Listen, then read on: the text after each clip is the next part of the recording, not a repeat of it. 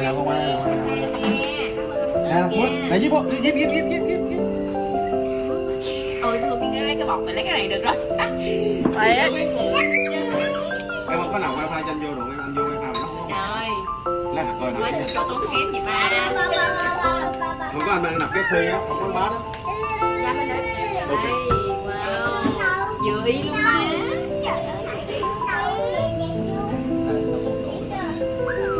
Ủa mày mua một anh đưa cái. Cho hỏi nên giá vàng thì nhiêu vậy? Có được chưa? Ủa sao nó không có dĩa ta?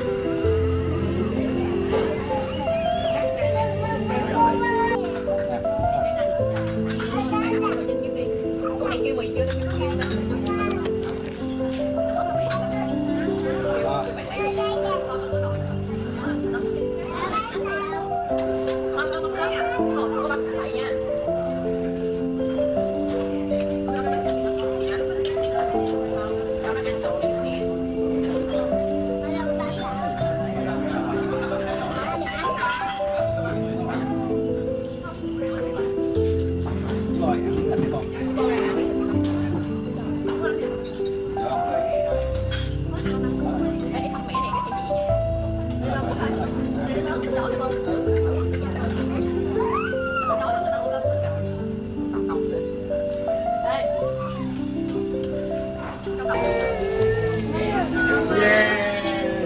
Happy birthday. Đi bờ lục nữa.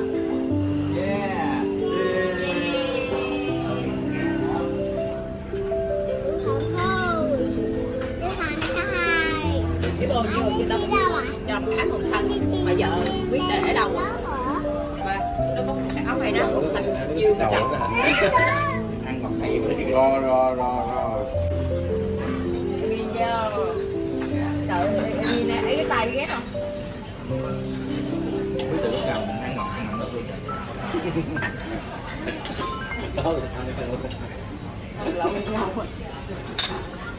hai lòng sao đẹp rồi nha, kiểu mà tăng thêm một level nữa.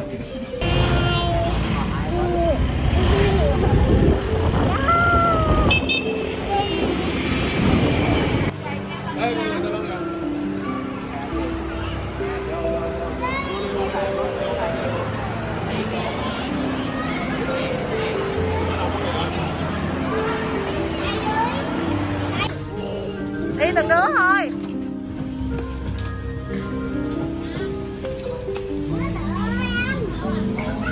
Từ từ thôi con. Lựa đồ đi, con lựa đồ đi, đổ sữa kìa. Đổ sữa kìa.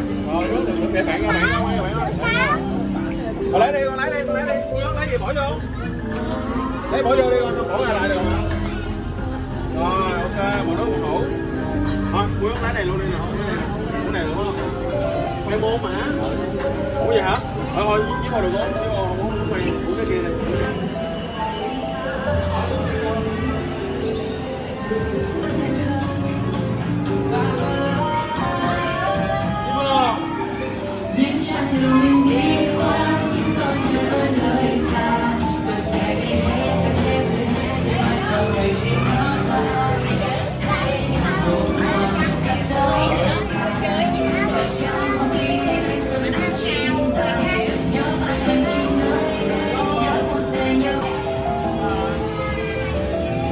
Để viết ra.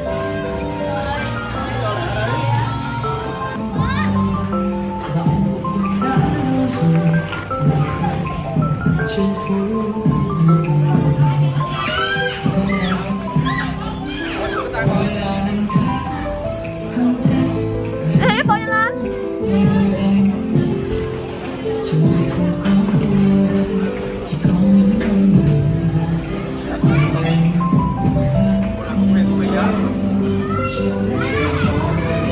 Cái bao nè.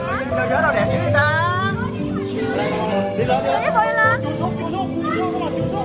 Bỏ cái banh nha, bỏ cái banh nha, đi cho nó ngâm. Leo lên. Dạ rồi.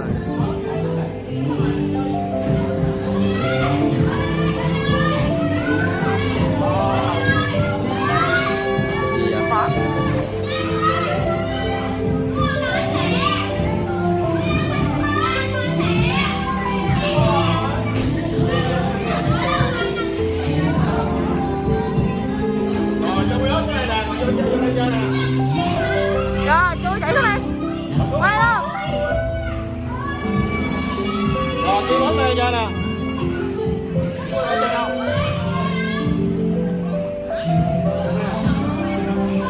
Nó đi qua làm được.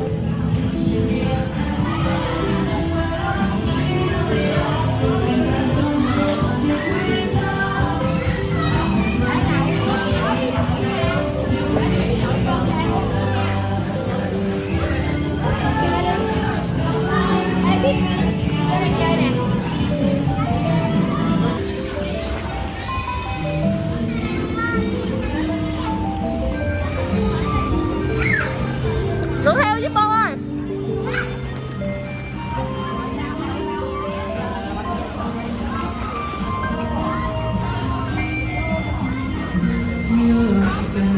Lên đây trượt xuống nè.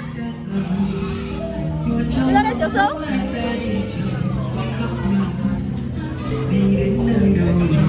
Trượt xuống giúp con ơi, trượt xuống này nè.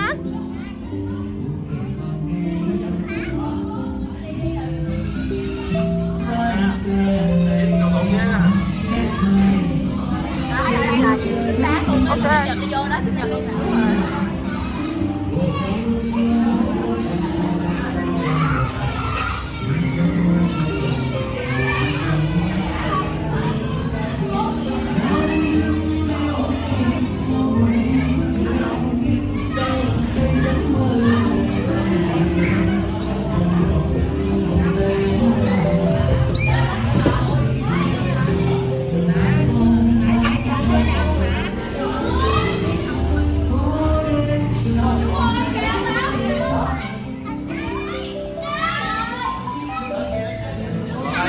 Ai không bằng anh không?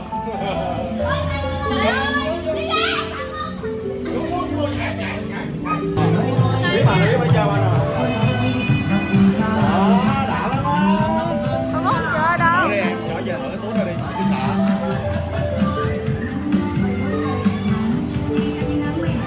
Đó, anh với cô chơi đã lắm á. Rồi, với cô xuống, đứng đây sắp hàng. Đứng đây sắp hàng.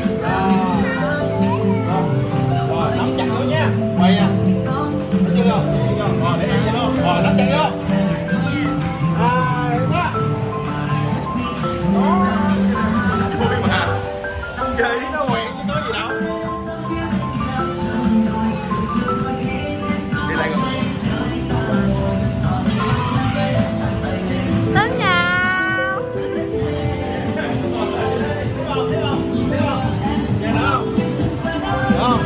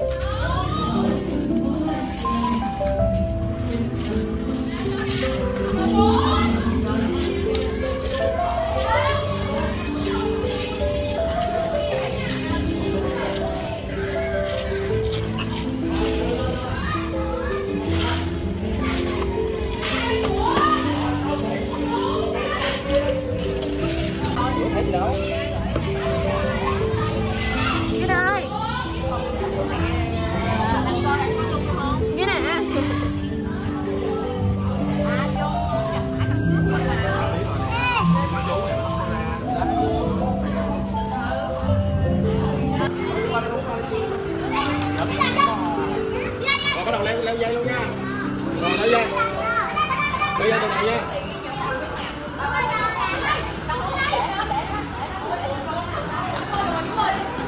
Cố lên chứ đâu, cố lên. Cầm 2 giây đàng hoàng, nhìn đàng hoàng chứ đừng có nhìn ba. Đúng rồi. Giỏi hả? Giỏi. Giỏi. Chứ mất. Cố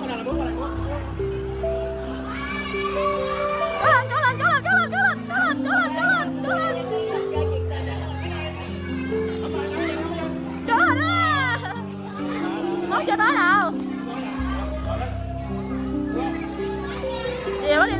anh Diệu đi luôn á. Rồi nắm luôn nè, nắm luôn. Rồi đi qua đây. Đây kìa, ném nào bị dính là kêu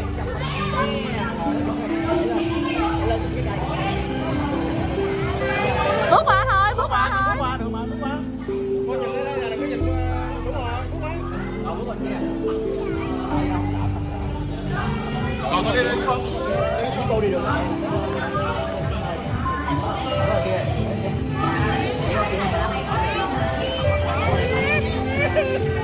Rồi nhỏ này.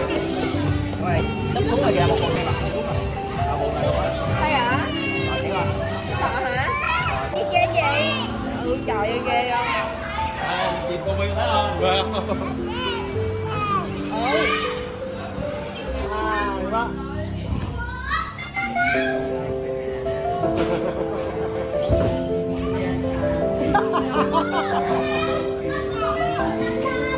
Đi vô lộn mèo kìa, em ướt lộn mèo kìa đó.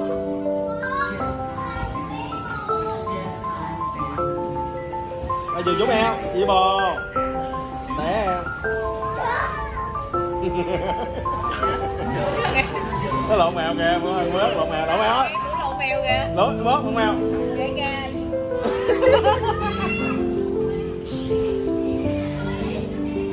Thôi rồi, không lộn nữa. Thôi. Đủ rồi.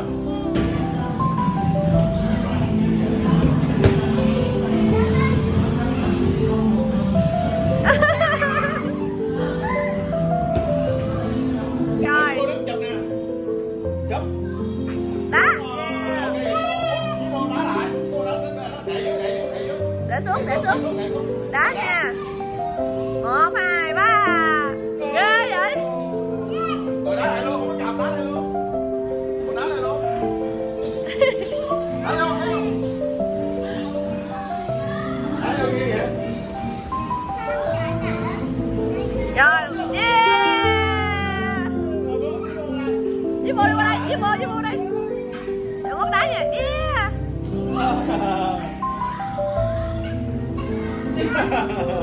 Yeah. Rồi đứng yên cho cô đá nè.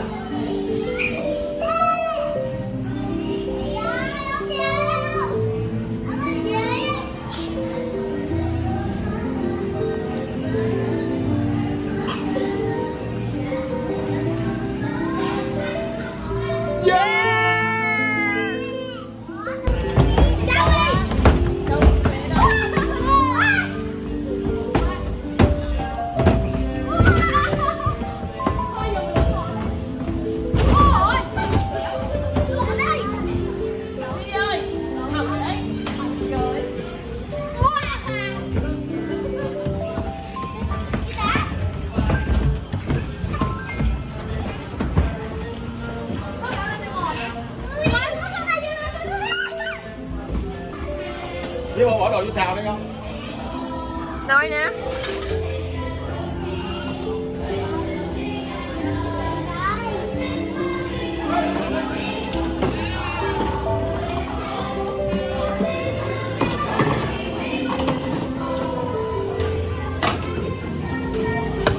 Nhảy. Tên nhảy.